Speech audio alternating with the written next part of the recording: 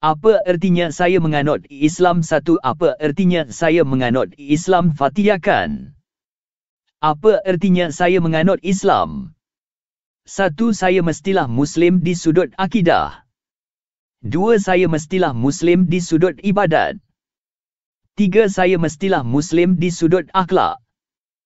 4. Saya mestilah Muslim di sudut berkeluarga. 5. Saya mestilah mampu mengawal diri. 6. Saya mestilah yakin bahawa masa depan di tangan Islam. 2. Apa ertinya saya menganut Islam? Bahagian pertama buku ini bertajuk Apa ertinya saya menganut Islam, membentangkan sifat-sifat penting yang wajib ada pada seseorang bagi membolehkan ia menjadi seorang Muslim dalam erti kata yang sebenarnya. Penggabungan diri dengan agama Islam bukanlah secara warisan, bukan secara hobi, malah ia juga bukan penggabungan secara zahir sahaja. Sebenarnya penggabungan yang dimaksudkan ialah penggabungan dengan ajaran Islam itu sendiri dengan cara berpegang teguh dengan seluruh ajaran Islam serta menyesuaikan diri dengan Islam di segenap bidang kehidupan dengan penuh kerelaan. Seterusnya kami akan menerangkan secara ringkas sifat-sifat yang wajib dimiliki oleh setiap Muslim untuk memastikan penggabungan dengan agama ini merupakan penggabungan yang sah dan benar. Firman Allah Subhanahu wa Ta'ala. Dia menamakan kamu, orang-orang Islam semenjak dahulu dan di dalam Al-Quran ini, supaya Rasulullah Muhammad menjadi saksi yang menerangkan kebenaran perbuatan kamu dan supaya kamu pula layak menjadi orang-orang yang memberi keterangan kepada umat manusia tentang yang benar dan yang salah. Surah Al-Hajj 22, ayat 78. 3. Apa ertinya saya menganut Islam? Berpegang dengan akidah yang benar lagi murni adalah syarat pertama bagi seseorang mengaku dirinya beragama Islam dan menjadikan Islam sebagai cara hidupnya. Pegangan tersebut mestilah selari dengan apa yang terkandung di dalam Kitabullah, Al-Quran, dan Sunnah Rasulullah SAW. Ia mestilah beriman dengan apa yang telah diimani oleh orang-orang Islam terdahulu yang terdiri dari angkatan salafus salih serta para imam penyampai agama ini yang telah diakui kebaikan, kebaktian serta ketakwaan mereka. Mereka ini mempunyai kefahaman yang mendalam lagi bersih dalam urusan agama. Bagi memastikan saya benar-benar Muslim dalam akidah, maka saya mestilah beriman dengan perkara-perkara berikut. 1. Saya mestilah beriman bahawa pencipta alam ini adalah Allah, Tuhan yang maha bijaksana lagi berkuasa, maha mengetahui serta tidak memerlukan pertolongan sesiapa pun. Buktinya jelas pada kejadian alam ini yang penuh dengan keindahan, kerapian dan keseimbangan, saling perlu memerlukan di antara juzuk dengan juzuk yang lain. Adalah mustahil semua kejadian ini akan kekal dan berterusan sekiranya tidak berada di bawah penjagaan Tuhan yang maha tinggi lagi maha kuasa. Firman Allah SWT. Kalau ada di langit dan di bumi Tuhan-Tuhan yang lain dari Allah, nescaya rosaklah pentadbiran kedua-duanya. Maka, bertauhidlah kamu kepada Allah dengan menegaskan Maha Suci Allah, Tuhan yang mempunyai arasy, dari apa yang mereka sifatkan. Surah Al-Anbiya 21, ayat 22. 2. Saya mestilah beriman bahawa Tuhan yang Maha Mulia tidaklah mencipta segala kejadian alam secara sia-sia tanpa apa-apa tujuan. Kerana mustahil bagi Allah yang bersifat dengan sifat-sifat kesempurnaan itu mencipta sesuatu secara sia-sia. Adalah mustahil seseorang itu dapat memahami maksud tujuan Allah menjadikan sesuatu secara terperinci melainkan melalui penjelasan Rasulullah SAW dan wahyu dari Allah SWT sendiri. Firman Allah SWT. 4. Apa ertinya saya menganut Islam? 5:115. Maka adakah patut kamu menyangka bahawa kami hanya menciptakan kamu dari tiada kepada ada, sahaja dengan tiada sebarang hikmat pada ciptaan itu. Dan kamu menyangka pula tidak akan dikembalikan kepada kami. Maka, dengan yang demikian, maha tinggilah Allah yang menguasai seluruh alam, lagi yang tetap benar, tiada Tuhan melainkan Dia, Tuhan yang mempunyai arasy yang mulia. Surah Al-Mu'minun 23, ayat 115-116, 3. Saya mestilah beriman bahawasanya Allah SWT telah mengutuskan rasul-rasul dan diturunkan untuk mereka kitab-kitab dengan tujuan mengajar manusia supaya mengenali Allah dan memahami matlamat kejadian mereka, mengetahui asal-usul mereka dan ke mana mereka akan kembali. Saya juga beriman bahawa rasul terakhir dari kalangan rasul, Rasul yang mulia itu ialah Nabi Muhammad SAW yang Allah kurniakan kepadanya Al-Quran Al-Karim sebagai satu mukjizat yang berkekalan. Firman Allah SWT, dan sesungguhnya kami telah mengutus dalam kalangan tiap-tiap umat seorang rasul, dengan memerintahkannya menyeru mereka hendaklah kamu menyembah Allah dan jauhilah tagut. Maka di antara mereka yang menerima seruan rasul itu, ada yang diberi hidayat petunjuk oleh Allah dan ada pula yang berhak ditimpa kesesatan. Oleh itu mengembaralah kamu di bumi, kemudian lihatlah bagaimana buruknya kesudahan umat-umat yang mendustakan rasul-rasulnya. Surah Al-Nahl 16, ayat 36, 4. Saya mestilah beriman bahawa matlamat kewujudan insan ialah mengenali Allah Azza wa Jalla seperti mana yang Allah SWT sendiri menjelaskannya, memberi penuh ketaatan kepadanya dan mengabdikan diri kepadanya. Firman Allah SWT 56, 57, dan ingatlah, aku tidak menciptakan jin dan manusia melainkan untuk mereka menyembah dan beribadat kepadaku. Aku tidak sekali-kali menghendaki sebarang. Apa artinya saya menganut Islam? Rezeki pemberian dari mereka dan aku tidak menghendaki supaya mereka memberi makan kepadaku. Sesungguhnya Allah dialah sahaja yang memberi rezeki kepada sekalian makhluknya dan dialah sahaja yang mempunyai kekuasaan yang tidak terhingga, lagi yang maha kuat kukuh kekuasaannya. Surah Al-Zariyat 51, ayat 56-58. 5. Saya mestilah beriman bahawa ganjaran bagi orang mukmin yang taat kepada Allah ialah syurga, manakala balasan ke atas orang kafir lagi derhaka ialah api neraka. Allah menjelaskan, sepuak masuk syurga dan sepuak lagi masuk neraka. Surah Al-Shura 42, ayat 7. 6. Saya mestilah beriman bahawa sekalian manusia melakukan kebaikan dan kejahatan dengan pilihan dan kehendak mereka sendiri. Namun demikian kebaikan yang dilakukan itu tidaklah berlaku, melainkan dengan taufik dan inayah dari Allah. Manakala amalan jahat pula tidaklah merupakan paksaan dari Allah, tetapi ianya termasuk dalam batasan keizinan dan kehendaknya. Firman Allah SWT 9, 8, 7, 10. Demi diri manusia dan yang menyempurnakan kejadiannya dengan kelengkapan yang sesuai dengan keadaannya, serta mengilhamkannya untuk mengenal jalan yang membawanya kepada kejahatan dan yang membawanya kepada bertakwa. Sesungguhnya berjayalah orang yang menjadikan dirinya yang sedia bersih bertambah-tambah bersih dengan iman dan amal kebajikan. Dan sesungguhnya hampalah orang yang menjadikan dirinya yang sedia bersih itu susut dan terbenam kebersihannya dengan sebab kekotoran maksiat. Surah Al-Syams 91, ayat 7-10. Dan firman Allah SWT 38. Tiap-tiap diri terikat, tidak terlepas daripada balasan buruk bagi amal jahat yang dikerjakannya. Surah Al-Mudassir 74, ayat 38. 6. Apa artinya saya menganut Islam? 7. Saya juga mestilah beriman bahawa urusan penciptaan undang-undang itu adalah hak mutlak Allah SWT. Tidak harus sama sekali manusia mendahului atau membelangkanginya. Apa yang dibolehkan ialah ilmuwan Muslim atau para ulama berijtihad mengeluarkan hukum-hukum dari nas-nas syariat dalam batas-batas yang diizinkan. Firman Allah SWT. Dan, katakanlah wahai Muhammad kepada pengikut-pengikutmu apa jua perkara agama yang kamu berselisihan padanya maka hukum pemutusnya terserah kepada Allah. Hakim yang demikian kekuasaannya ialah Allah Tuhanku.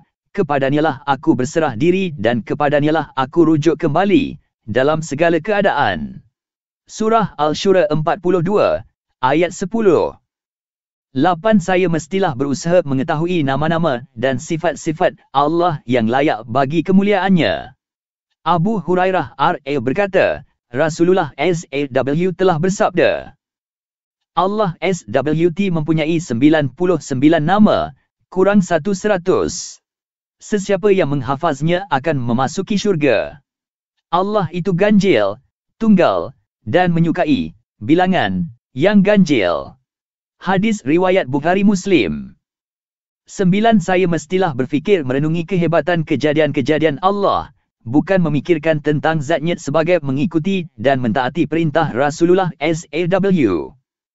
Berfikirlah kamu tentang makhluk ciptaan Allah, dan janganlah kamu memikirkan tentang zatnya kerana kamu tidaklah mengetahui keadaan sebenarnya. Hadis diriwayatkan oleh Abu Nu'aim di dalam Al-Halyah dan Al-Asbahani meriwayatkannya di dalam Al-Taghrib wa Al-Tarhib.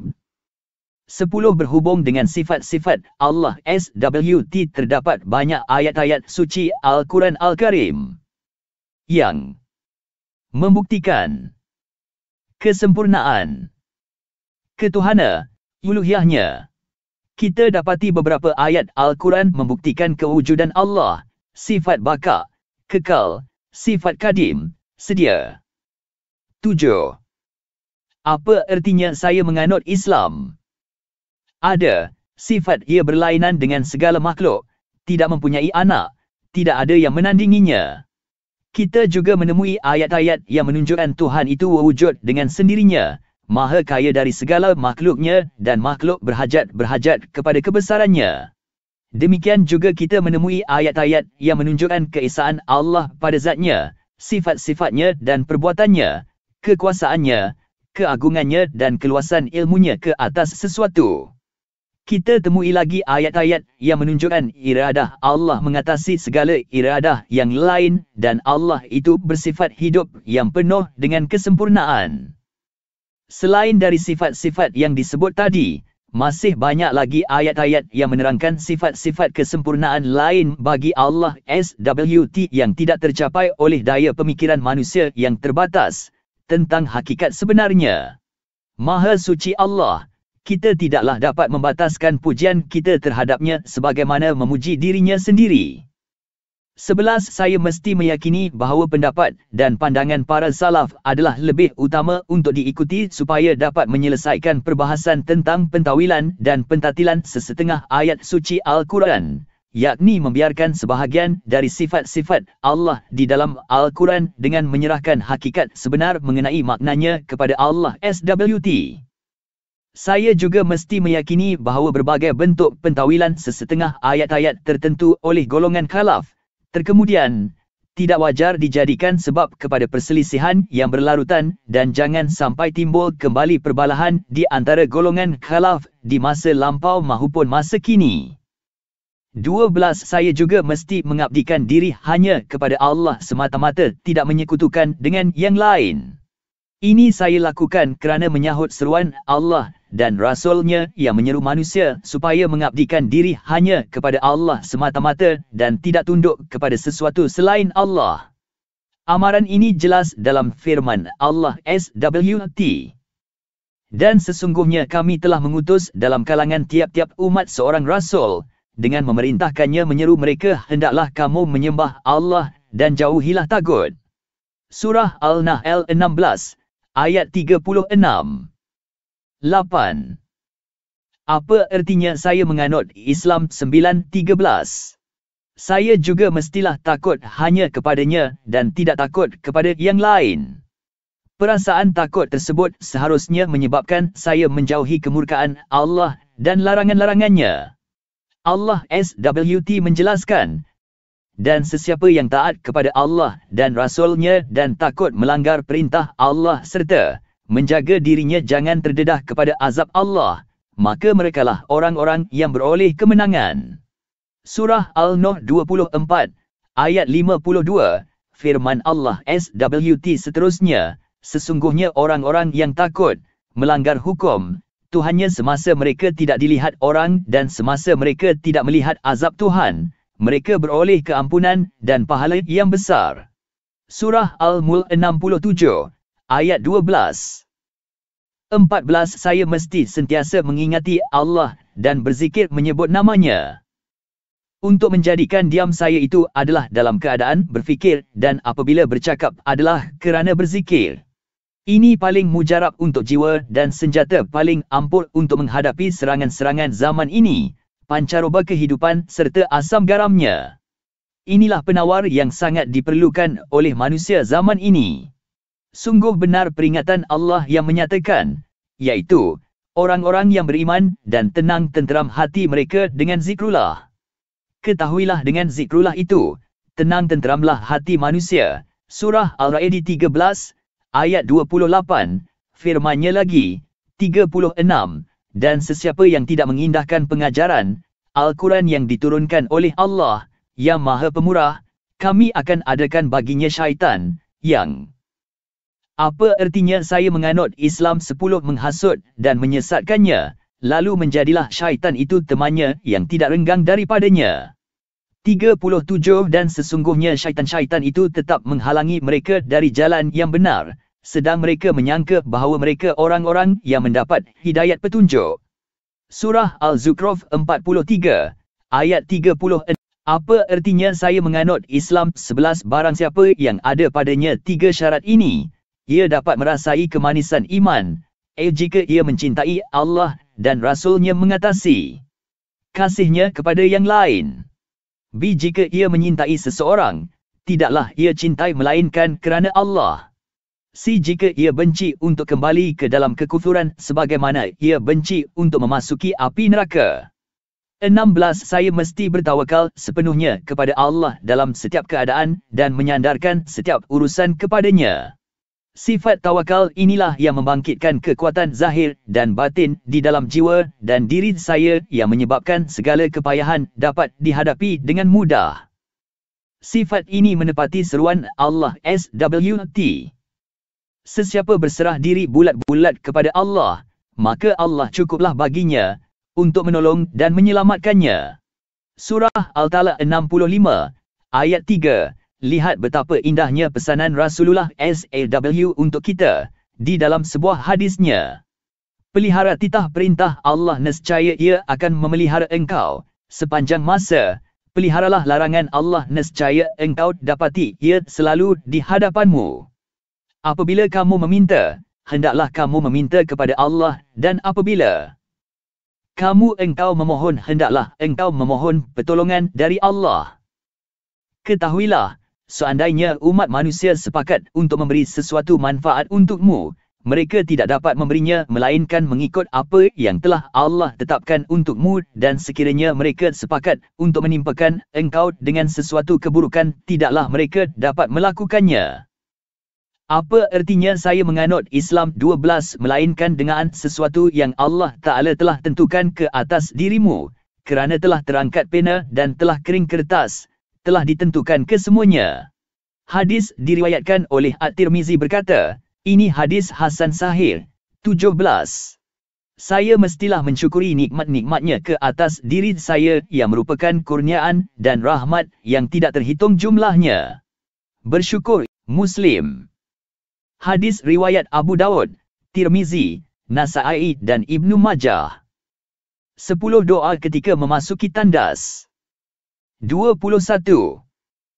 Apa artinya saya menganut Islam 22? Ya Allah, sesungguhnya aku berlindung kepadamu dari kubat dan kabain. Hadis riwayat Bukhari dan Muslim. 11 doa ketika keluar tandas.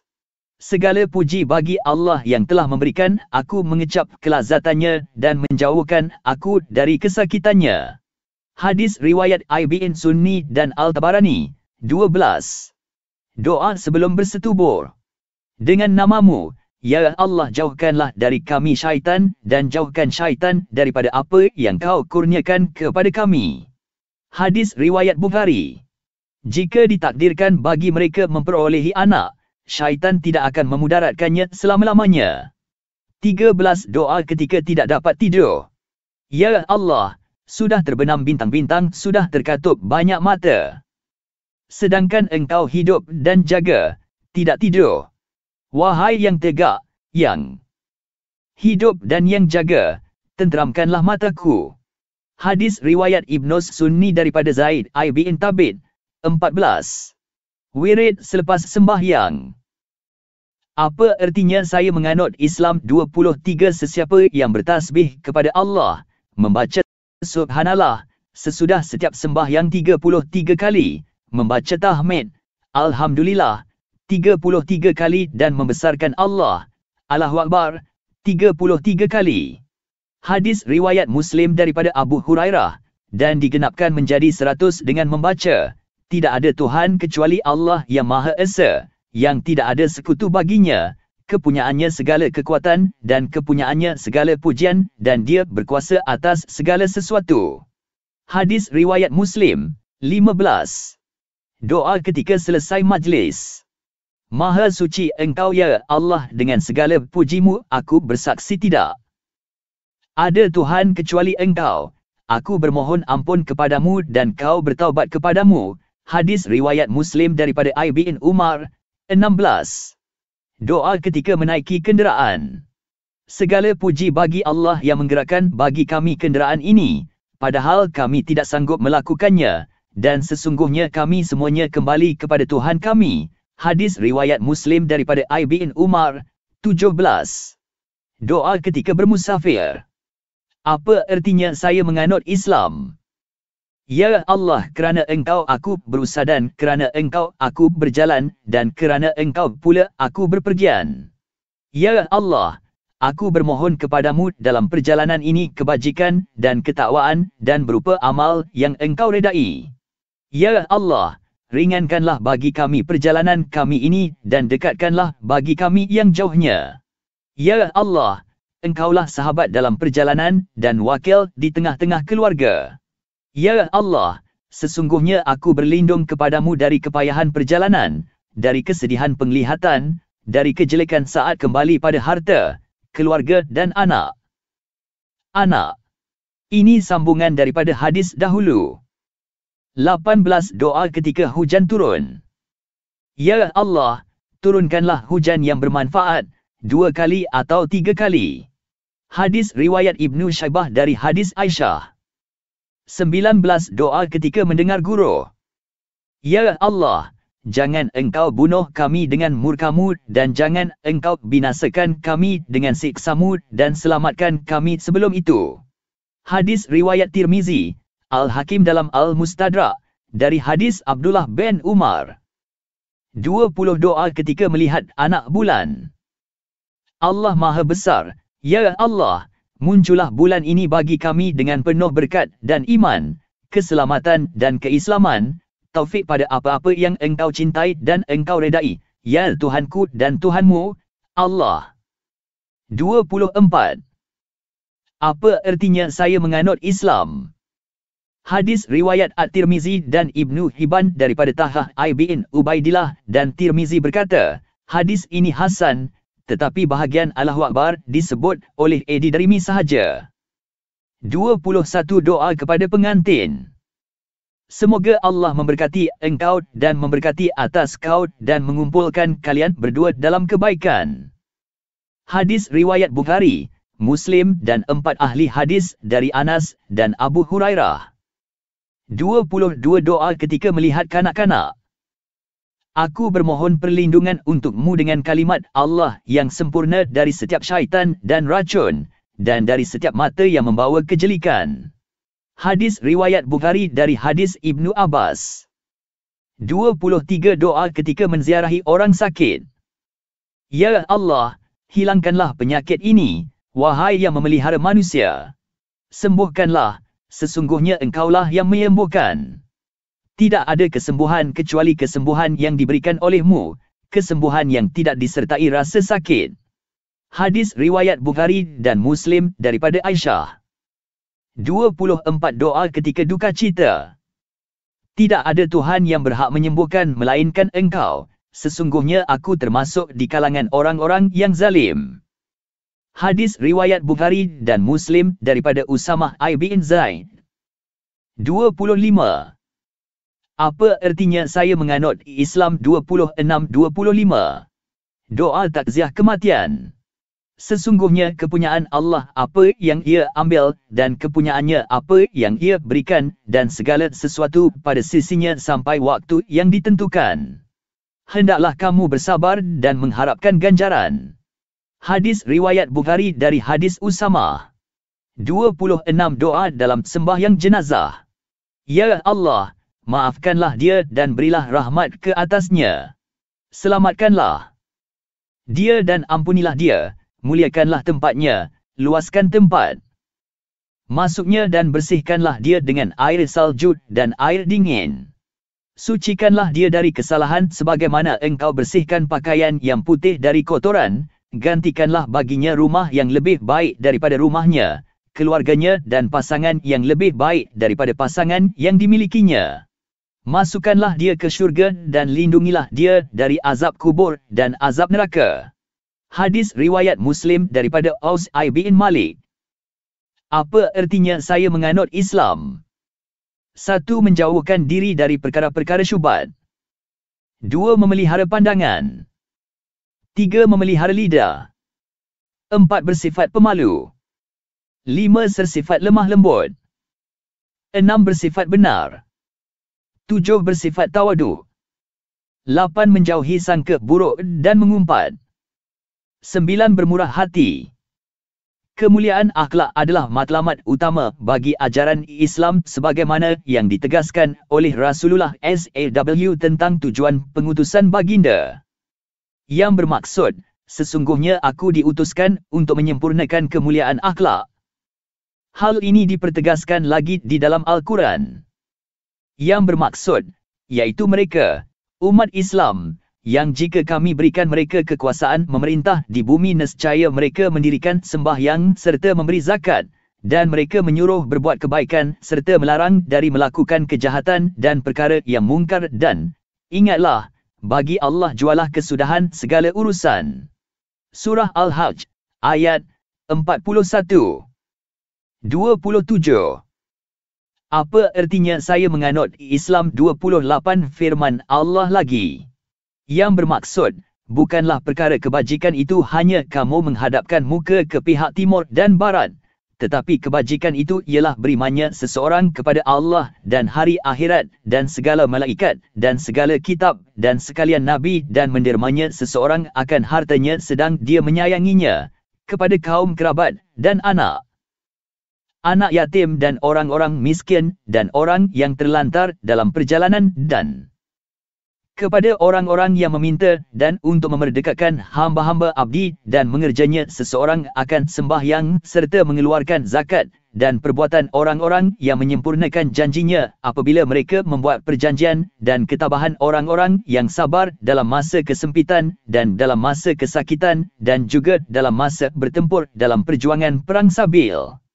Orang-orang yang demikian sifatnya, mereka skim orang-orang yang benar, beriman dan mengerjakan kebajikan, dan mereka skim juga orang-orang yang bertakwa.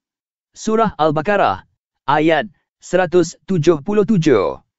Kemuliaan akhlak adalah tanda keimanan seseorang kerana ia adalah hasil dari keimanannya. Adalah tidak dikira beriman seseorang yang tidak berakhlak. Berhubung dengan hal inilah Rasulullah SAW menyatakan, bukanlah iman itu hanya dengan cita-cita, tetapi iman itu ialah keyakinan yang tertanam di dalam hati dan dibuktikan dengan amalan. Hadis riwayat Edi Dailami. Rasulullah SAW pernah ditanya tentang apa itu agama. Baginda menjawab, kemuliaan akhlak, husnul khuluq. Apabila ditanya tentang apa itu kejahatan, baginda menjawab, akhlak yang buruk, su'ul khuluq. Akhlak mulia yang dimiliki oleh seseorang hamba merupakan amalan yang paling berat dalam timbangan di hari kiamat nanti. Oleh itu sesiapa yang rosak akhlaknya dan buruk amalannya tidak akan dipercepatkan hisabnya. Rasulullah SAW bersabda, yang bermaksud, tidak ada sesuatu yang lebih berat di atas neraca timbangan seorang hamba di hari kiamat selain dari akhlak yang baik. Hadis riwayat Abu Daud dan Tirmizi. Apa ertinya saya menganut Islam? Di dalam Islam, akhlak yang mulia itu lahir sebagai hasil dari berbagai ibadat yang dilakukan. Tanpa hasil ini, tinggallah ibadat-ibadat itu sebagai upacara dan gerak-geri yang tidak memiliki apa-apa nilai dan tidak membawa apa-apa faedah. Berhubung dengan sembahyang contohnya, Allah SWT menyebut di dalam Al-Quran, yang bermaksud, sesungguhnya sembahyang itu mencegah dari perbuatan yang keji dan mungkar. Surah Al-Ankabut, ayat 45. Rasulullah menjelaskan perkara ini dengan sabdanya, yang bermaksud, sesiapa yang sembahyang, tetapi tidak dapat mencegah dirinya dari berbuat keji dan mungkar, ia akan bertambah jauh dari Allah. Hadis riwayat Tabrani. Rasulullah SAW juga menyebut perkara yang sama bagi faedah ibadat puasa. Yang bermaksud, apabila seseorang yang berpuasa, janganlah dia melakukan rafat, mengeluarkan kata-kata yang boleh menimbulkan rasa berahi, lucah atau bersetubur, dan bertengkar. Jika dia dicerca atau diperangi, maka katakanlah, saya ini sedang berpuasa. Muttafaqun alaih. Berhubung dengan ibadat haji pula Allah berfirman, yang bermaksud, masa untuk mengerjakan ibadat haji itu ialah beberapa bulan yang termaklum. Oleh yang demikian, sesiapa yang telah mewajibkan dirinya dengan niat mengerjakan ibadat haji itu, maka tidak boleh mencampuri isteri dan tidak boleh membuat maksiat dan tidak boleh bertengkar dalam masa mengerjakan ibadat haji. Surah Al-Baqarah, ayat 197. Rasulullah SAW bersabda, yang bermaksud, sesiapa yang telah sempurna menunaikan haji tanpa melakukan rafat, mengeluarkan kata-kata yang boleh menimbulkan rasa berahi, lucah atau bersetubur, dan melakukan perkara-perkara yang fasik, bererti, dia kembali dalam keadaan suci bersih, sebagaimana hari dia dilahirkan oleh ibunya. Muttafaqun alaih. 29. Apa ertinya saya menganut Islam? Di antara ciri-ciri akhlak yang sewajarnya menghiasi diri seseorang insan supaya dia menjadi seorang Muslim yang benar adalah akhlak-akhlak yang berikut. 1. Bersifat warak dari melakukan perkara-perkara yang syubhat. Seorang Muslim mestilah menjauhkan dirinya dari segala perkara yang dilarang oleh Allah dan juga perkara-perkara yang samar-samar di antara halal dan haramnya, syubhat, berdasarkan ajaran dari hadis Rasulullah SAW yang berbunyi, yang bermaksud, sesungguhnya yang halal itu nyata, terang, dan haram itu nyata, terang, dan di antara keduanya ada perkara-perkara yang kesamaran, yang tidak diketahuinya oleh kebanyakan manusia. Maka sesiapa yang memelihara dirinya dari segala yang kesamaran, sesungguhnya dia memelihara bagi agamanya dan kehormatannya. Dan sesiapa yang jatuh ke dalam kesamaran, jatuhlah ia ke dalam yang haram, seperti seorang penggembala yang menggembala di sekeliling kawasan larangan, hampir sangat ternakannya makan di dalamnya. Ketahuilah bahawa bagi tiap-tiap raja ada kawasan larangan. Ketahuilah bahawa larangan Allah ialah segala yang diharamkannya. Ketahuilah bahawa di dalam badan ada seketul daging, apabila ia baik, baiklah badan seluruhnya, dan apabila ia rosak, rosaklah seluruhnya. Ketahuilah.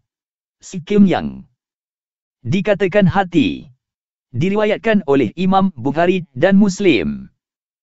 Adapun setinggi-tinggi pencapaian darjat wara adalah sebagaimana yang diriwayatkan oleh Rasulullah SAW di dalam hadis baginda, yang bermaksud, seorang hamba Allah itu tidaklah termasuk di dalam martabat golongan mutakin sehinggalah dia meninggalkan sesuatu perkara yang tidaklah menjadi kesalahan jika dilakukan, tetapi ia meninggalkannya kerana sikap berhati-hati dari terjerumus ke dalam kesalahan. Hadis riwayat Tirmizi, Ibn Majah dan Al-Hakim, dan Tirmizi berkata, hadis ini hasan. 2. Memelihara penglihatan. Seseorang Muslim itu mestilah memelihara dirinya dari melihat perkara-perkara yang diharamkan oleh Allah kerana pandangan terhadap sesuatu yang menarik itu boleh merangsang syahwat dan merupakan faktor yang membawanya ke kancah pelanggaran dan maksiat. Berhubung dengan perkara-perkara ini, Al-Quran mengingatkan orang 30. Apa ertinya saya menganut Islam? Orang mukmin supaya memelihara diri dari penglihatan yang tidak memberi faedah. Allah SWT berfirman, yang bermaksud, katakanlah, wahai Muhammad, kepada orang-orang lelaki yang beriman supaya mereka menyekat pandangan mereka daripada memandang yang haram. Surah An-Nur, ayat 30. Rasulullah SAW pula bersabda, yang bermaksud, pandangan itu ada satu penahanan dari penahanan iblis. Hadis riwayat Al-Hakim dan At-Tabrani. Baginda juga mengingatkan, yang bermaksud, kamu hendaklah memelihara pandangan kamu, menjaga kehormatan, kemaluan, kamu Allah akan memburukkan muka kamu. Hadis riwayat Tabrani. 3. Memelihara lidah.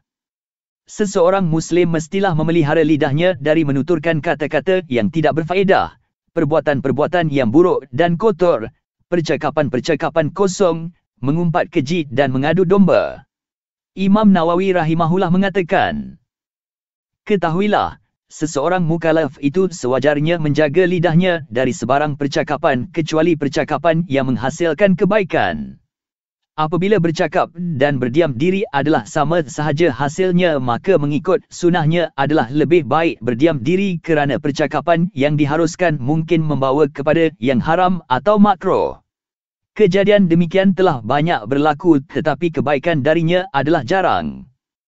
Sebenarnya banyak dari hadis-hadis Rasulullah SAW yang menerangkan keburukan dan bencana lidah ke atas yang empunya diri. Yang bermaksud, tidaklah dihumbankan muka manusia ke dalam neraka itu sebagai hasil tuaian, jelik, lidahnya. Hadis riwayat Tirmizi. 31. Apa ertinya saya menganut Islam?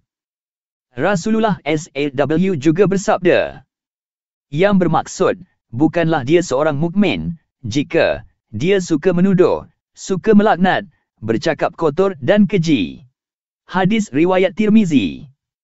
Sabdanya lagi, yang bermaksud, sesiapa yang banyak bercakap banyaklah kesalahannya, sesiapa yang banyak kesalahannya banyaklah dosanya, dan siapa yang banyak dosanya, api nerakalah paling layak untuk dirinya. Diriwayatkan oleh Baihaqi. 4. Bersifat pemalu. Seseorang Muslim mestilah bersifat pemalu dalam setiap keadaan. Namun demikian sifat tersebut tidak seharusnya menghalangnya dari memperkatakan kebenaran. Di antara sifat pemalu seseorang ialah ia tidak masuk campur urusan orang lain, memelihara pandangan, merendah diri, tidak meninggikan suara ketika bercakap, berasa cukup serta memadai sekadar yang ada serta sifat-sifat seumpamanya. Diceritakan daripada Rasulullah SAW bahawa baginda adalah seorang yang sangat pemalu, lebih pemalu dari anak gadis yang berada di balik tabir. Rasulullah SAW bersabda, yang bermaksud, iman itu mempunyai 70 cabang atau 60 cabang, maka yang paling utama ialah ucapan la ilaha illallah, tidak ada Tuhan yang sebenarnya melainkan Allah, dan yang paling rendah ialah membuang duri dari jalan, dan sifat malu ialah satu cabang dari iman. Hadis riwayat Baihaqi. Berhubung dengan sifat malu ini, para ulama mengatakan, hakikat malu itu ialah sifat yang menggerakkan seseorang itu meninggalkan kejahatan dan menghalangnya dari mencuaikan hak orang lain. 5. Bersifat lemah lembut dan sabar. Di antara sifat-sifat yang paling ketara yang wajib tertanam di dalam diri seseorang Muslim ialah sifat sabar dan lemah lembut kerana kerja-kerja untuk Islam akan berhadapan dengan perkara-perkara yang tidak menyenangkan, malah jalan dakwah sememangnya penuh dengan 32. Apa ertinya saya menganut Islam? Kepayahan, penyeksaan, penindasan, tuduhan, ejekan dan persendaan yang memalukan. Semua halangan-halangan ini sering dihadapi oleh para petugas amal Islami, sehingga hemah mereka menjadi pudar, gerakan menjadi lumpuh, malah mereka mungkin terus berpaling meninggalkan medan dakwah. Dari keterangan ini jelaslah tugas dan tanggungjawab seseorang pendakwah adalah satu tugas yang amat sukar.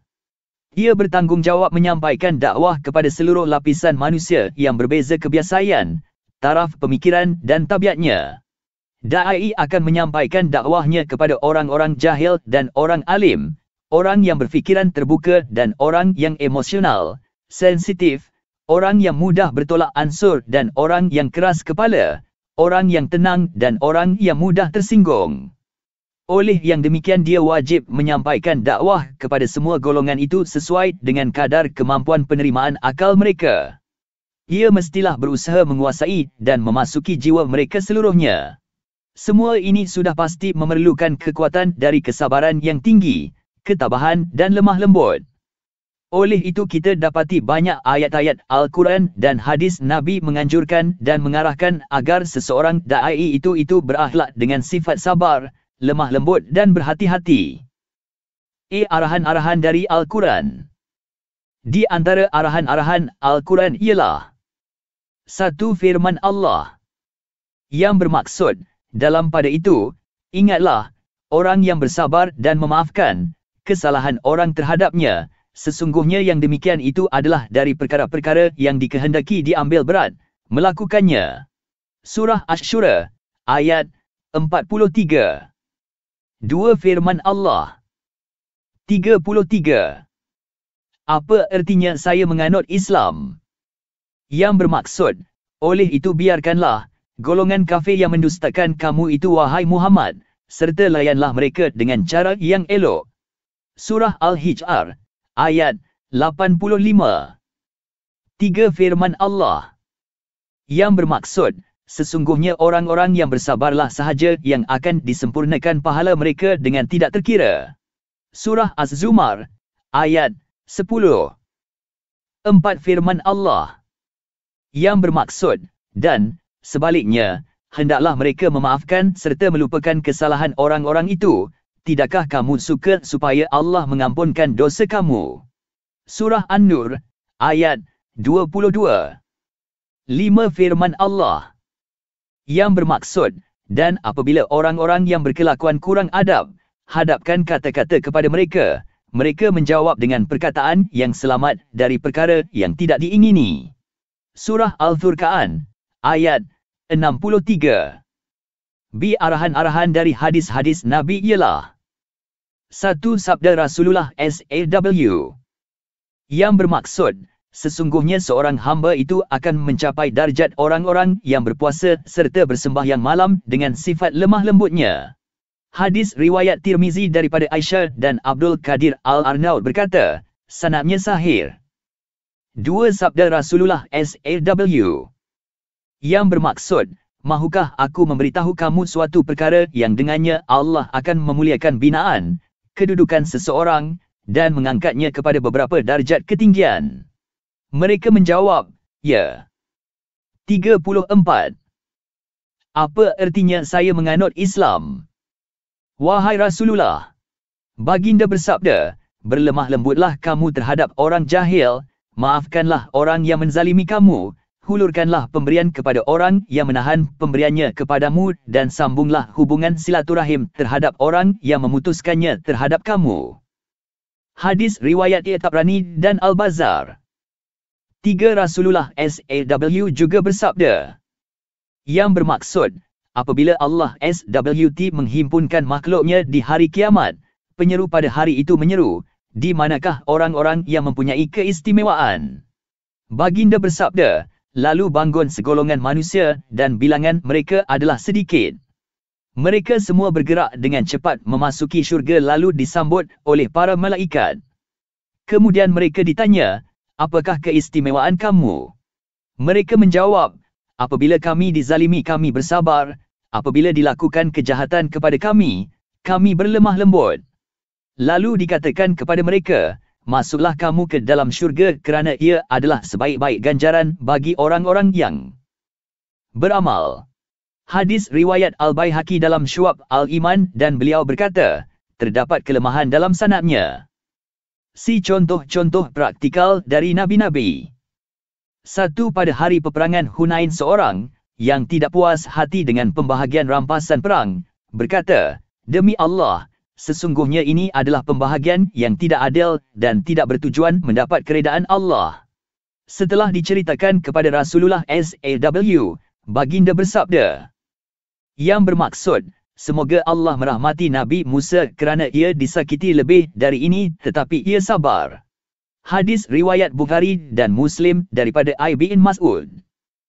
2 Anas R.A. telah berkata, yang bermaksud, pada suatu hari Rasulullah SAW telah memasuki sebuah masjid. Ia memakai kain selendang buatan Najran yang kasar buatannya. Tiba-tiba seorang Arab Badui datang dari arah belakang baginda lalu menarik kain tersebut dari belakang sehingga meninggalkan kesan di leher baginda. Badui tersebut berkata, "Wahai Muhammad, berikanlah kepada kami harta Allah yang ada di sisimu." Lalu Rasulullah SAW berpaling kepadanya dengan wajah yang tersenyum dan baginda bersabda, "Perintahkan kepada yang berkenaan supaya berikan kepadanya." Hadis riwayat Bukhari dan Muslim. 35. Apa ertinya saya menganut Islam? 3 Abu Hurairah menceritakan, yang bermaksud, bahawa seorang Arab Badui telah berkata kepada Rasulullah SAW, "Wahai Muhammad, bawalah gandum ke atas 2 ekor untaku, kerana kalau engkau buat begitu ia bukan harta engkau dan bukan juga harta bapa engkau." Kemudian dia menarik kain selendang Rasulullah SAW meninggalkan kesan kemerahan di leher baginda. Lalu Rasulullah SAW memerintahkan supaya membawa kepada Badui tersebut seguni gandum dan tamar. 4 Tabrani menceritakan, yang bermaksud, bahawa seorang wanita bercakap lucah, iaitu percakapan yang boleh membangkitkan berahi, kepada sekumpulan lelaki. Lalu dia melintas di hadapan Rasulullah SAW ketika Nabi sedang memakan roti berkuah di atas tanah. Kemudian wanita tersebut berkata, "Kamu lihatlah kepadanya, dia duduk seperti seorang hamba abdi dan dia makan juga seperti seorang hamba abdi." 5 Abu Hurairah R.A. menceritakan, yang bermaksud, seorang lelaki berkata, "Wahai Rasulullah, sesungguhnya saya mempunyai kaum kerabat yang selalu saya hubungi mereka tetapi mereka semua memutuskan hubungan dengan saya. Saya berbuat baik kepada mereka tetapi mereka berbuat jahat kepada saya. Saya berlemah lembut dengan mereka tetapi mereka bersikap keras kepada saya." Lalu baginda bersabda, "Jika sekiranya engkau berbuat seperti yang engkau katakan seolah-olah engkau menjemukan mereka dan engkau tetap akan mendapat pertolongan dari Allah selama engkau berbuat demikian." 6 Pada suatu ketika datang seorang Yahudi menuntut hutang daripada Rasulullah SAW dengan berkata, "Kamu dari Bani Abdul Manaf adalah bangsa yang suka melambat-lambatkan pembayaran hutang." Ketika itu Umar bin Al-Khattab ada bersama dan dia hampir-hampir memenggal leher Yahudi itu. Lalu Rasulullah SAW berkata kepadanya, "Wahai Umar, sepatutnya engkau menyuruhnya meminta kepadaku dengan cara yang baik dan menuntut aku juga membayar dengan baik."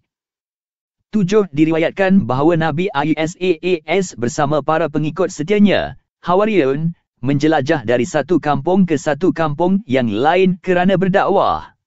Lalu di dalam dakwahnya itu dia bercakap kepada manusia dengan cara yang baik, sebaliknya mereka membalasnya dengan kata-kata yang buruk, kutukan dan maki.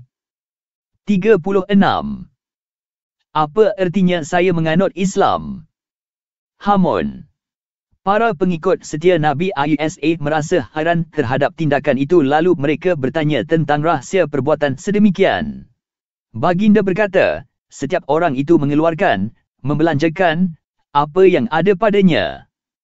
Semua peristiwa di atas dan peristiwa lainnya menjadi bukti yang menguatkan lagi tuntutan ke atas para pendakwah supaya bersifat lemah lembut, sabar dan berlapang dada khususnya apabila cabaran-cabaran yang menyakitkan itu datangnya dari kaum kerabat, sahabat handai, orang-orang yang dikasihi, teman-teman rapat dan saudara mara kerana sifat lemah lembut, sabar dan berlapang dada itu akan menghasilkan kasih sayang, kelembutan hati dan menghapuskan perpecahan serta perbezaan.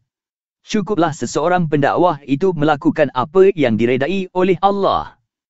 8 Bersifat benar dan jujur. Seorang Muslim itu mestilah bersifat benar dan tidak berdusta. Berkata benar sekalipun kepada diri sendiri kerana takut kepada Allah dan tidak takut kepada celaan orang.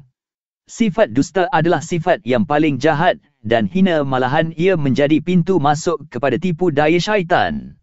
Seseorang yang memelihara dirinya dari kebiasaan berdusta bererti dia memiliki pertahanan dan benteng yang dapat menghalang dari was-was syaitan dan lontaran-lontarannya. Berhati-hati dan memelihara diri dari sifat dusta akan menjadikan jiwa seorang itu mempunyai pertahanan dan benteng yang kukuh menghadapi hasutan dan tipu daya syaitan. Dengan demikian jiwa seseorang akan sentiasa bersih, mulia dan terhindar dari tipu daya syaitan. Sebaliknya, sifat dusta meruntuhkan jiwa dan membawa kehinaan kepada pribadi insan. Lantaran itu, Islam mengharamkan sifat dusta dan menganggap sebagai satu penyakit dari penyakit-penyakit yang laknat. Rasulullah SAW bersabda, yang bermaksud, sesungguhnya sifat benar membawa kepada kebajikan dan sesungguhnya kebajikan itu membawa ke syurga. Seseorang yang sentiasa bersifat benar hinggalah dicatat di sisi Allah sebagai seorang yang benar. Dan sesungguhnya sifat dusta itu membawa kepada kezaliman, kejahatan, dan kejahatan itu membawa ke neraka. Seorang lelaki yang sentiasa berdusta sehinggalah dicatat di sisi Allah sebagai seorang pendusta. Muttafaqun alaih. 37. Apa artinya saya menganut Islam? 9. Bersifat rendah diri. Seseorang Muslim mestilah bersifat tawaduk atau merendah diri khususnya terhadap saudara-saudaranya yang Muslim dengan cara tidak membezakan dalam memberikan layanan, sama ada yang miskin maupun yang kaya. Rasulullah SAW sendiri memohon perlindungan kepada Allah agar dijauhkan dari sifat-sifat takbur, membangga diri. Baginda bersabda, yang bermaksud, tidak akan memasuki syurga sesiapa yang di dalam hatinya terdapat sebesar zarah, sedikit, sifat takbur. Hadis riwayat Muslim. Di dalam hadis Qudsi pula Allah berfirman, yang bermaksud, kemuliaan itu ialah pakaianku dan membesarkan diri itu ialah selendangku. Sesiapa yang cuba merebut salah satu dari kedua-duanya pasti aku akan menyeksanya. Hadis Qudsi riwayat Muslim. 10. Menjauhi sangka buruk dan mengumpat. Menjauhi sangka buruk, mengumpat dan mengintai-intai keburukan orang lain. Oleh itu seseorang itu mestilah menjauhi sifat-sifat ini kerana mematuhi firman Allah. Yang bermaksud, wahai orang-orang yang beriman, jauhilah kebanyakan dari sangkaan, supaya kamu tidak menyangka sangkaan yang dilarang, kerana sesungguhnya sebahagian dari sangkaan itu adalah dosa dan janganlah kamu mengintip atau mencari-cari kesalahan dan keaiban orang dan janganlah setengah kamu mengumpat setengahnya yang lain.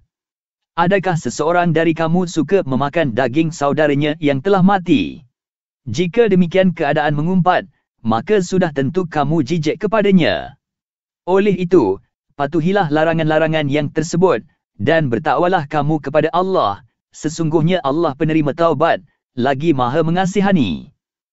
Surah Al-Hujurat, ayat 12. Allah berfirman lagi. 38. Apa artinya saya menganut Islam? Yang bermaksud, dan orang-orang yang mengganggu serta menyakiti orang-orang lelaki yang beriman dan orang-orang perempuan yang beriman dengan perkataan atau perbuatan yang tidak tepat dengan sesuatu kesalahan yang dilakukannya, maka sesungguhnya mereka telah memikul kesalahan menuduh secara dusta dan berbuat dosa yang amat nyata. Surah Al-Ahzab, ayat 58. Dan Rasulullah SAW bersabda, yang bermaksud, wahai golongan yang beriman dengan lidahnya sahaja, sedang iman belum memasuki hatinya, janganlah kamu mengumpat orang-orang Islam yang lain dan janganlah kamu mengintai-intai keburukan mereka, kerana sesiapa yang mengintai-intai keburukan saudaranya, Allah akan membongkar keburukannya sekalipun dia berada di dalam rumahnya. Hadis riwayat Abu Dawud. 11. Bersifat pemurah. Seorang Muslim mestilah bersifat pemurah, sanggup berkorban dengan jiwa dan harta bendanya pada jalan Allah. Di antara cara yang dapat menyingkap kebahilan seseorang itu ialah dengan cara memintanya membelanjakan wang ringgit kerana berapa banyak dari kalangan mereka yang berkedudukan, bercita-cita tinggi serta berpangkat guguh tercicir dari jalan ini, disebabkan oleh sikap rakus terhadap mata benda. Di dalam Al-Quran sendiri terdapat berpuluh-puluh ayat yang menjelaskan ciri-ciri keimanan yang dikaitkan dengan sifat pemurah. Di antaranya, yang bermaksud dan yang mendermakan sebahagian dari apa yang kami kurniakan kepada mereka. Surah Al-Anfal, ayat 3. 39. Apa artinya saya menganut Islam? Yang bermaksud, dan apa jua harta yang halal yang kamu belanjakan pada jalan Allah, maka faedahnya dan pahalanya adalah untuk diri kamu sendiri dan kamu pula tidaklah mendermakan sesuatu melainkan kerana menuntut keredaan Allah, dan apa jua yang kamu dermakan dari harta yang halal akan disempurnakan balasan pahalanya kepada kamu, dan balasan baik kamu itu pula tidak dikurang. Surah Al-Baqarah, ayat 272. Orang-orang yang bakhil atau kikir seharusnya mendengar dan mengambil pengajaran dan pesanan Rasulullah SAW yang berbunyi, yang bermaksud, tidak ada suatu hari pun yang dilalui oleh seorang hamba kecuali hari-hari didatangi oleh dia malaikat, lalu salah satu darinya berdoa, Ya Allah, berikanlah ganti kepada si hamba yang menafkahkan hartanya. Manakala malaikat yang kedua pula berdoa, Ya Allah, berikanlah kebinasaan kepada si hamba yang bakhil ini. Hadis riwayat Bukhari dan Muslim. 12 Qudwah Hasanah, suri teladan yang baik. Selain dari sifat-sifat yang dinyatakan di atas, seorang Muslim mestilah menjadikan dirinya contoh ikutan yang baik kepada orang ramai. Segala tingkah lakunya adalah menjadi gambaran kepada prinsip-prinsip Islam serta adab-adabnya seperti dalam hal makan minum, cara berpakaian, pertuturan, dalam suasana aman, dalam perjalanan, malah dalam seluruh tingkah laku dan diamnya. Kitab-kitab yang membicarakan secara khusus mengenai tajuk ini yang dapat dijadikan sebagai renungan oleh para pembaca di antaranya ialah kitab Riyadhus Salihin karangan Imam Nawawi, kitab Khuluqul Muslim, Akhlak Seorang Muslim, karangan Muhammad Al-Ghazali, Ihya Ulumuddin karangan Imam Al-Ghazali, dan Hayat-i Sahabah karangan Al-Kindahlawi. 40. Apa artinya saya menganut Islam? Sebenarnya apabila saya telah menganut agama Islam, saya wajib menjadi seorang pendukung risalah ini di dalam kehidupan, bahkan saya wajib menjadikan seluruh kehidupan saya mematuhi segala arahan risalah ini. Maka apabila anutan saya terhadap Islam mewajibkan saya menjadi Muslim di dalam sudut kejiwaan, akidah, ibadah dan akhlak, maka kewajipan yang sama juga menuntut saya berusaha menjadikan masyarakat yang saya hidup di dalamnya sebagai masyarakat Muslim. Adalah tidak memadai dengan saya menjadi Muslim seorang diri sahaja sedangkan orang-orang di sekeliling saya tidak dihiraukan, kerana di antara kesan-kesan dari seruan Islam dan kemesraannya di dalam jiwa manusia, jika ia telah benar-benar beriman, ialah ia merasai tanggungjawabnya terhadap orang lain dengan mengajak dan menasihati mereka dengan Islam serta gairah mengambil berat ke atas mereka sebagai realisasi dari amaran Rasulullah. Yang bermaksud, barang siapa yang tidur nyenyak dan tidak mengambil peduli urusan umat Islam, maka ia bukan dari golongan mereka. Hadis riwayat Al-Baihaqi dalam Syu'ab Al-Iman, At-Tabari, Abu Nu'aim dalam Hilyah dan Al-Hakim. Bertitik tolak dari sinilah menyusulnya satu tanggungjawab ke atas saya, iaitu tanggungjawab menegakkan masyarakat Islam dan tanggungjawab menyampaikan Islam kepada masyarakat. Langkah pertama dari tanggungjawab ini dan merupakan langkah yang bersifat tabi'i dalam usaha ini, saya mestilah jadikan rumah tangga saya sebuah rumah tangga Muslim.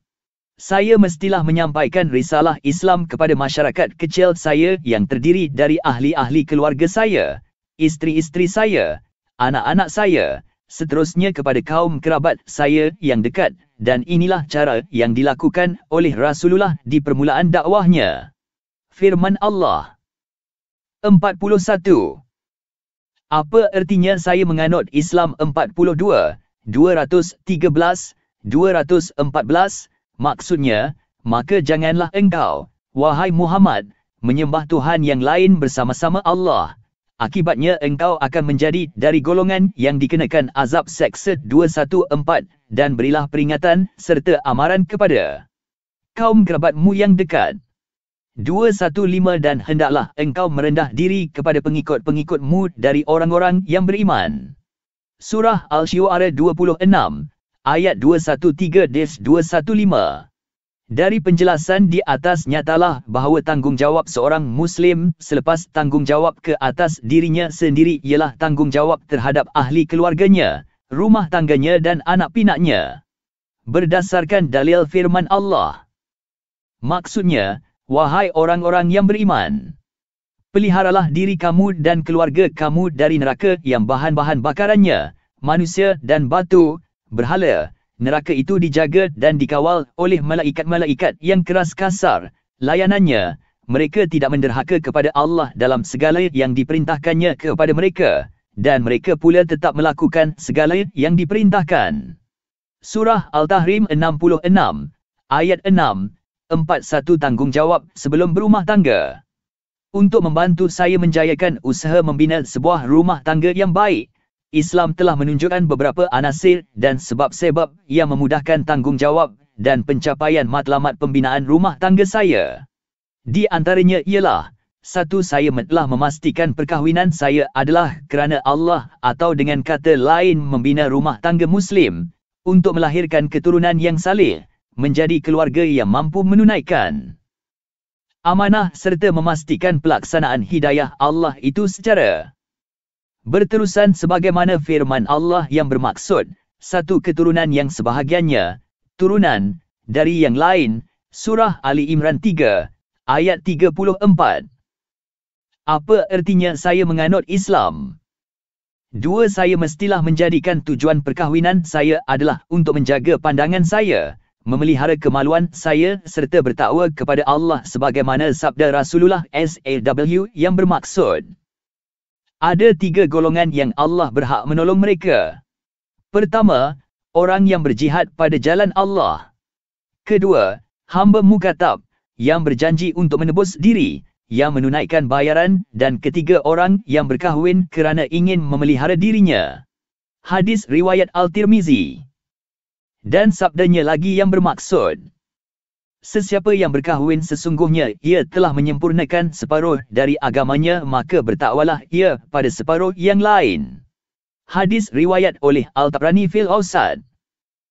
3. Saya mestilah memilih bakal isteri yang baik kerana dengannya lah saya berkongsi hidup dan menjadi teman dalam perjuangan, sebagaimana sabda Rasulullah SAW yang bermaksud, pilihlah untuk keturunanmu wanita yang baik, kerana sesungguhnya keturunan itu menjadi pertikaian. Dalam satu riwayat yang lain dikatakan, keturunan itu menjadi desas-desus.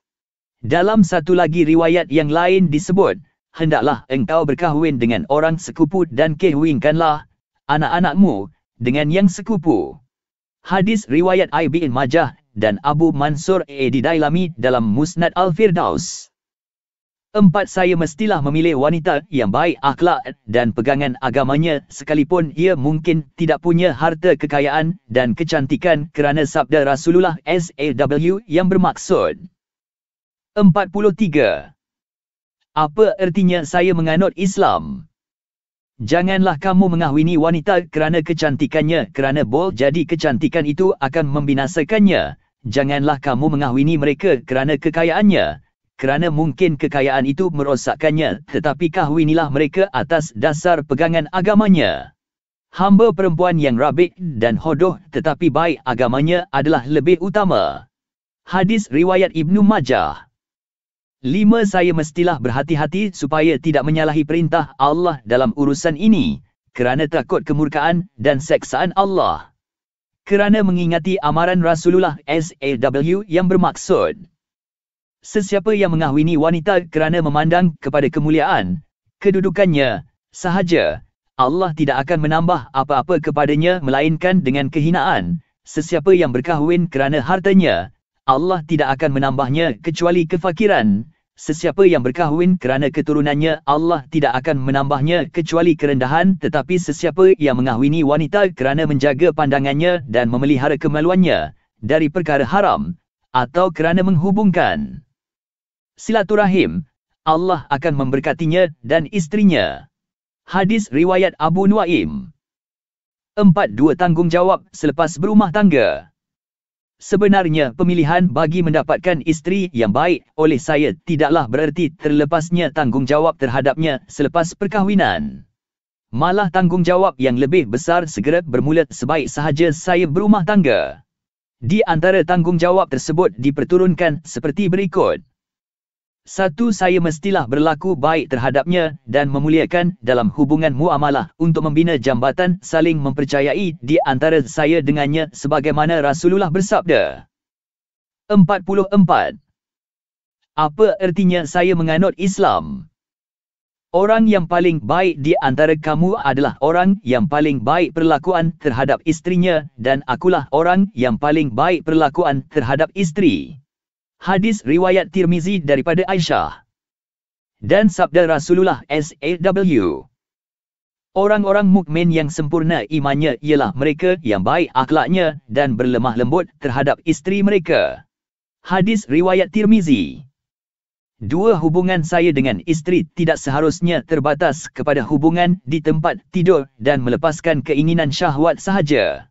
Malah hubungan antara kami itu mestilah hubungan yang dapat menjalinkan persefahaman dalam pemikiran, kejiwaan dan kasih sayang. Kami sama-sama membaca, menunaikan sebahagian dari ibadat bersama-sama turut mengatur urusan rumah tangga dan meluangkan waktu tertentu untuk bergurau sendat dan bermanja. Dalam urusan ibadah Allah SWT berfirman. Maksudnya, dan perintahkanlah kepada keluargamu mendirikan sembahyang dan bersabarlah kamu dalam mengerjakannya. Surah Taha 20, ayat 132. Dan firman Allah. Maksudnya, dan ia, Nabi Ismail AS, memerintahkan ahlinya mendirikan sembahyang dan menunaikan zakat, dan ia adalah seorang yang diredai di sisi Tuhannya. Surah Maryam 19, ayat 55. 45. Apa artinya saya menganut Islam? Seorang itu tidak menemui Allah dengan membawa dosa yang sangat besar dari kejahilan isterinya. 1. Al-Hafiz Al-Iraqi berkata, aku tidak jumpa sumber hadis ini. 46. Apa artinya saya menganut Islam? Mereka. Ekoran dari ini sebahagian dari sifat-sifat kekusutan jiwa dan penyimpangan akan diwarisi pula oleh anak-anak. Oleh yang demikian anasir yang pertama yang dapat menjamin terlaksananya pendidikan secara Islam ke atas kanak-kanak ialah melaksanakan perkahwinan menurut yang dianjurkan oleh Islam. Pada hakikatnya hasil yang diharapkan dari sebuah rumah tangga Islam ialah melahirkan keturunan yang saleh seperti firman Allah. Maksudnya, dan juga mereka yang diredai Allah itu ialah orang-orang yang berdoa dengan berkata, wahai Tuhan kami, berilah kami beroleh dari isteri-isteri dan zuriat keturunan kami, perkara-perkara yang menyukakan hati melihatnya dan jadikanlah kami imam ikutan bagi orang-orang yang mahu bertakwa. Surah Al-Furqan 25, ayat 74. Anak-anak itu dilahirkan dalam keadaan bersih, fitrah. Ia akan menjadi seorang yang saleh bila mendapat pendidikan yang baik. Sebaliknya jika ia hidup membesar dalam suasana keluarga yang terpesong dan menyeleweng, ia juga akan turut terpesong dan menyeleweng sebagaimana sabda Nabi SAW. Setiap anak itu dilahirkan dalam keadaan bersih, fitrahnya, maka kedua ibu bapanya lah yang menjadikannya Yahudi, Nasrani atau Majusi. Mutafakun alaih. Oleh sebab itu Islam memandang berat dalam urusan mendidik anak-anak serta menggesa supaya mencari sebab-sebab, norma-norma serta udara yang baik untuk menjamin terlaksana tarbiyah yang baik. Rasulullah bersabda, seorang yang mendidik anaknya dengan baik adalah lebih baik dari bersedekah dengan secupak. Diriwayatkan oleh Al-Tirmizi. Rasulullah juga bersabda. 47. Apa artinya saya menganut Islam? Tidak ada satu pemberian bapa terhadap anak-anak yang lebih dari adab yang mulia. Sabda baginda lagi. Berlaku pemurahlah kepada anak-anakmu dan bentuklah mereka dengan akhlak yang mulia. Hadis riwayat Ibn Majah daripada Ibn Abbas. Sabda Rasulullah SAW. Apabila mati seorang anak Adam, terputuslah segala amalan dari dia, kecuali 3, kebaikan sedekah jariah, yang ikhlas, ilmu yang dimanfaatkan dan anak yang saleh yang mendoakan kebaikan untuknya. Hadis riwayat Muslim daripada Abu Hurairah. 48. Apa ertinya saya menganut Islam? Saya mestilah dapat menguasai diri. Di dalam kehidupan ini insan bertarung dengan dirinya sendiri. Ada kalanya ia menang dan ada kalanya ia kecundang atau ia tetap dalam pertarungan yang berterusan. Sememangnya pertarungan ini berterusan sehinggalah ajal maut menjemputnya.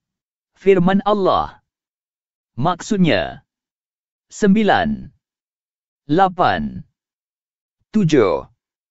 Demi diri manusia dan yang menyempurnakan kejadiannya, dengan kelengkapan yang sesuai dengan keadaannya. 8. Serta mengilhamkannya, untuk mengenal, jalan yang membawanya kepada kejahatan, dan yang membawanya kepada bertakwa. 9. Sesungguhnya berjayalah orang yang menjadikan dirinya yang sedia bersih bertambah-tambah bersih, dengan iman dan amal kebajikan. 10. Dan sesungguhnya hampalah orang yang menjadikan dirinya yang sedia bersih itu susut dan terbenam kebersihannya dengan sebab kekotoran maksiat.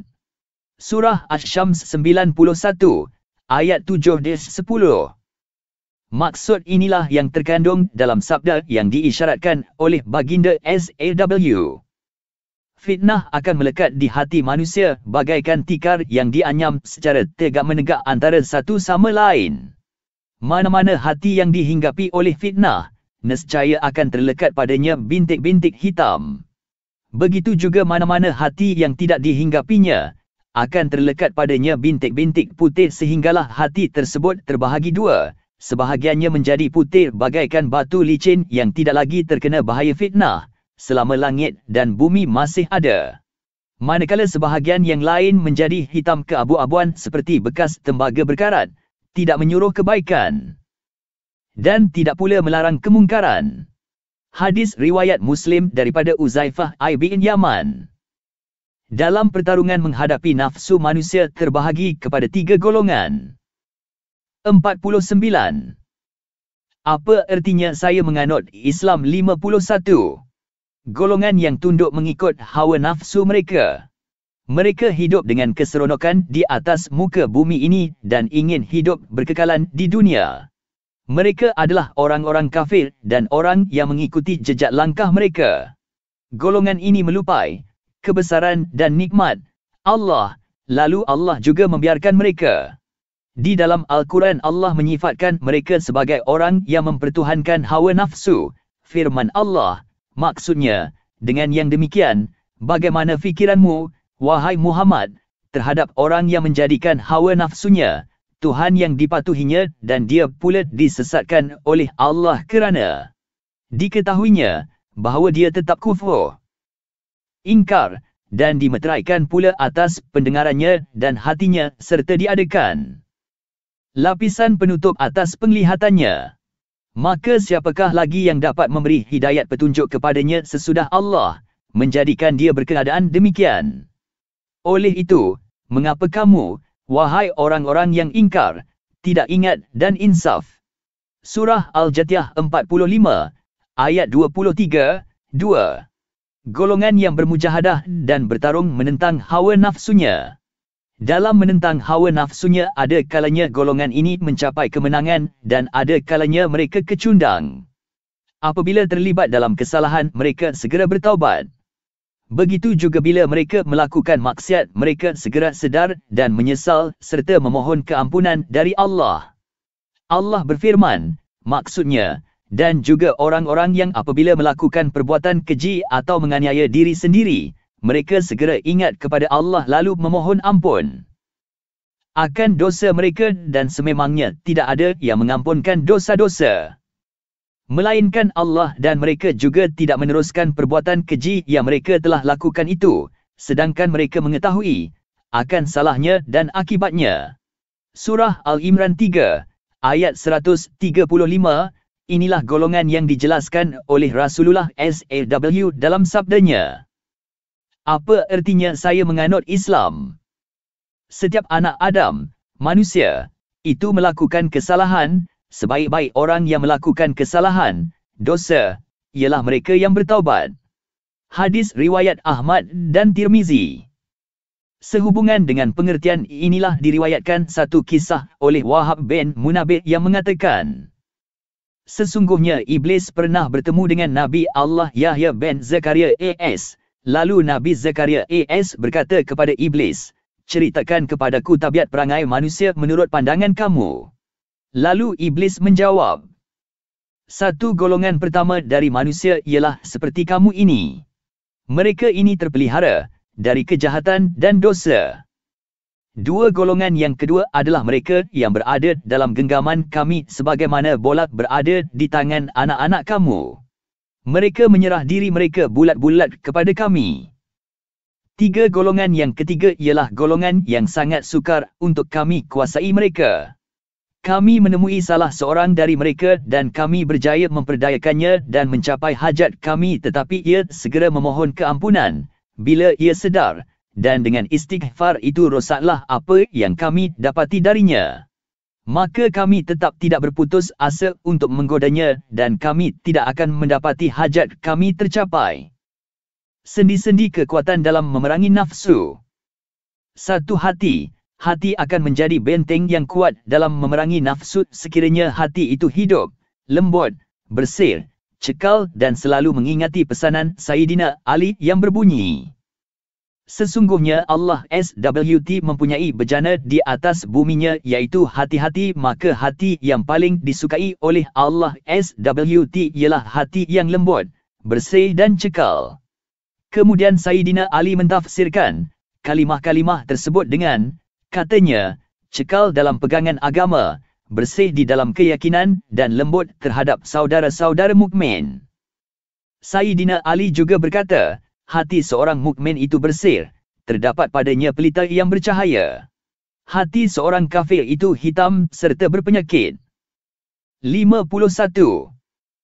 Apa artinya saya menganut Islam? 52. Al-Quran Al-Karim memberi gambaran tentang hati orang-orang mukmin menerusi firman Allah. Maksudnya, orang-orang yang beriman itu, yang sempurna imannya, ialah mereka yang apabila disebut nama Allah dan sifat-sifatnya, gementarlah hati mereka, dan apabila dibacakan kepada mereka ayat-ayatnya, menjadikan mereka bertambah iman mereka. Surah Al-Anfal 8, ayat 2. Dalam menggambarkan sifat-sifat hati orang kafir pula Allah menjelaskan, maksudnya, kerana keadaan yang sebenarnya bukanlah mata kepala yang buta, tetapi yang buta itu ialah mata hati yang ada di dalam dada. Surah Al-Hajj 22, ayat 46, Allah juga berfirman. Maksudnya, setelah diterangkan yang demikian, maka adakah mereka sengaja tidak berusaha memahami serta memikirkan isi Al-Quran? Atau telah ada di atas hati mereka kunci penutup yang menghalangnya daripada menerima ajaran Al-Quran? Surah Muhammad 47, ayat 24, 2. Akal adalah ciptaan Allah yang dapat melihat, mempunyai daya memahami sesuatu, mampu membezakan dan dapat menyimpan sesuatu fahaman dari ilmu-ilmunya di mana dengan ilmu itu kelak ia dapat menghampirkan diri dengan Allah, mengetahui keagungan Allah serta kekuatannya. Akal seperti inilah yang dimaksudkan oleh firman Allah. Maksudnya, sebenarnya yang menaruh bimbang dan takut, melanggar perintah Allah dari kalangan hamba-hambanya hanyalah orang-orang yang berilmu. Sesungguhnya Allah Maha Kuasa, lagi Maha Pengampun. Surah Al-Fatir 35, ayat 28. Apa artinya saya menganut Islam? Rasulullah SAW menyebut betapa tingginya nilai akal ini dalam sabdanya. Allah tidaklah mencipta suatu kejadian yang lebih mulia dari akal. Hadis riwayat At-Tirmizi Al-Hakim dalam An-Nawadir dengan sanad daif. Rasulullah SAW berpesan kepada Sayyidina Ali karamallahu wajah. Apabila manusia mendampingi Allah dengan melakukan berbagai amalan kebajikan, maka engkau dampingilah Allah dengan akal fikiran engkau. Hadis riwayat Anun dalam Hilyah dengan sanad daif. Baginda juga bersabda, tidaklah beruntung seorang lelaki dengan satu pemberian dibandingkan dengan kelebihan kurniaan akal yang dapat membimbing pemiliknya kepada petunjuk dan menahannya dari perkara yang buruk. Hadis riwayat Al-Mujibir. Oleh kerana betapa tingginya nilai akal, maka Islam menganjurkan agar akal diisi dengan ilmu dan makrifat serta mendalami segala urusan agama agar dengan ilmu-ilmu itu akal menjadikannya sebagai sebab akibat yang memandu segala tindakan, membezakan di antara yang buruk dengan yang baik, di antara yang hak dengan yang batil sebagaimana sabda Rasulullah SAW. Sesiapa yang Allah inginkan kebaikan pada dirinya diberikan kefahaman yang mendalam dalam agama. Hadis riwayat Bukhari dan Muslim. Sabda baginda lagi. 53. Apa artinya saya menganut Islam? Kelebihan, keutamaan, seorang alim atas seorang abid, ahli ibadat, adalah seperti kelebihanku atas orang yang paling rendah dari sahabat-sahabatku. Semua ini membuktikan betapa tingginya nilai dan kesan akal dalam proses membina kekuatan insan di dalam diri manusia.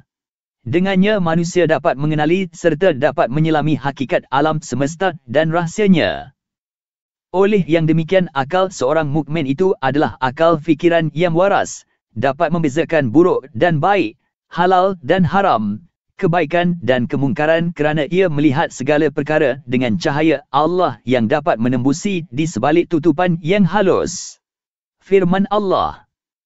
Maksudnya, dan ingatlah, sesiapa yang tidak dijadikan Allah menurut undang-undang peraturannya mendapat cahaya, hidayat petunjuk, maka dia tidak akan beroleh sebarang cahaya yang akan memandunya ke jalan yang benar. Surah Al-Nur 24, ayat 40. Cahaya akal seseorang mukmin itu sentiasa bersinar, tidak dapat dipadamkan kecuali oleh kerja-kerja maksiat yang berkekalan, dilakukan pula secara terang-terangan dan tidak pula diikuti dengan taubat. Rasulullah SAW menjelaskan, sesiapa yang melakukan dosa maka bercerailah akalnya dari dirinya, ia tidak akan kembali kepadanya buat selama-lamanya. Baginda SAW juga bersabda, kalaulah tidak kerana syaitan-syaitan itu mengelilingi hati anak-anak Adam, nescaya mereka dapat melihat, merenung, kerajaan Allah di langit dan di bumi. Hadis riwayat Imam Ahmad daripada Abu Hurairah. Anas bin Malik menceritakan. 54. Apa artinya saya menganut Islam? Semasa aku masuk menemui Uthman bin Affan aku bertemu seorang wanita dalam perjalanan, lalu aku sempat mengerling memandangnya dan tertarik kepada kecantikannya. Lalu semasa aku menemuinya, Uthman berkata kepadaku, seorang dari kamu menemuiku sedangkan kesan zina kelihatan pada kedua matanya. Adakah engkau mengetahui bahawa zina mata itu ialah memandang? Hendaklah kamu bertaubat atau aku akan mengenakan hukuman takzir. Lalu aku pun bertanya, adakah lagi wahyu kepadamu selepas Nabi? Maka Uthman menjawab, tidak, tetapi dengan pandangan, basirah hati burhan dan firasat yang benar dua. Dua kisah ini disebut oleh Tajassuki dalam Tabakat. Lihat tafsir Ibn Kathir, Surah Al-Hijr, 75. 55. Apa artinya saya menganut Islam? 56. 16. Maksudnya, Iblis berkata, oleh kerana engkau, wahai Tuhan, menyebabkan daku tersesat, maka, demi sesungguhnya aku akan mengambil tempat menghalangi mereka, dari menjalani jalanmu yang lurus. 17. Kemudian aku datangi mereka, dari hadapan mereka serta dari belakang mereka, dan dari kanan mereka serta dari kiri mereka, dan engkau tidak akan dapati kebanyakan mereka bersyukur. Surah Al-Araf 7, ayat 16-17. Sebenarnya selain dari penyakit di atas terdapat satu penyakit lain yang paling berbahaya, iaitu penyakit was-was, syaitan menyebabkan mereka merasa was-was dalam setiap urusan hidup mereka dengan tujuan memesongkan mereka dari jalan Allah. Dalam hal ini Rasulullah bersabda, sesungguhnya syaitan itu menghasut anak Adam dengan berbagai cara. Lalu, pertamanya, ia menghasut melalui jalan agama Islam itu sendiri dengan berkata, apakah kamu menganut Islam dan meninggalkan agamamu dan agama nenek moyangmu? Anak Adam enggan mengikutinya dan tetap berpegang dengan Islam. Kemudian dia menghasut pula di jalan hijrah, lalu dia berkata, adakah anda ingin berhijrah meninggalkan tanah air dan kampung halaman? Lalu anak Adam mengingkarinya dan tetap berhijrah. Kemudian syaitan menghasut pula di jalan jihad dengan berkata, adakah engkau ingin sedangkan jihad itu membinasakan jiwa dan harta benda engkau? Kemudian engkau berperang lalu engkau dibunuh. Kemudian isteri engkau dikahwini orang dan harta kekayaan engkau dibahagi-bahagikan. Lalu anak Adam tetap mengingkari syaitan dan terus berjihad. Kemudian Rasulullah SAW bersabda, maka sesiapa yang bersikap demikian kemudian ia mati maka adalah hak Allah SWT memasukkannya ke dalam syurga. Hadis riwayat Al-Nasa'i. Alangkah baiknya jikalau anda dapat menatap kisah antara syaitan dan seorang rahib Bani Israel dalam tafsir ayat surah Al-Hajr 59, ayat 16. Yang bermaksud, apa artinya saya menganut Islam? Maksudnya, pujukan orang-orang munafik itu samalah dengan pujukan syaitan ketika dia berkata kepada manusia, kufurlah kamu. Maka tatkala manusia itu telah kafir dia berkata, sesungguhnya aku berlepas diri dari kamu kerana sesungguhnya aku takut kepada Allah Tuhan